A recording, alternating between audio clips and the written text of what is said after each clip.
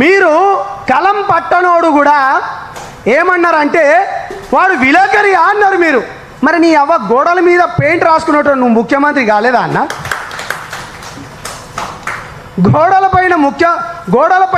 పైన పెయింట్ రాసేటోని నువ్వు ముఖ్యమంత్రి అయినప్పుడు తెలంగాణ ఉద్యమం గురించి, తెలంగాణ అస్తిత్వం గురించి, తెలంగాణ నీళ్లు నిధులు ఉద్యోగాల గురించి కొట్లాడి సాధించుకున్న ఈ తెలంగాణ రాష్ట్రంలో 100 కోట్లు పెట్టుబడి పెట్టనోడు పాప మా యూట్యూబ్ పుణ్యమా అని చెప్పి, ఫేస్బుక్ పుణ్యమా అని చెప్పి మా గొంతుకలు వినిపించడానికి ఇవాళ కొత్త తరం, నవతరం, యువతరం రక్తం ఉడకలిచ్చింతే ఈ కొత్త యువకులు 4.5 కోట్ల గొంతుకై ఇవాళ వీళ్ళు మాట్లాడుతుంటే ఇవాళ మీకు కలం పట్టనోడు జర్నలిస్ట్ అంటవా అన్న? ఇది ఎక్కడి పద్ధతి అన్న?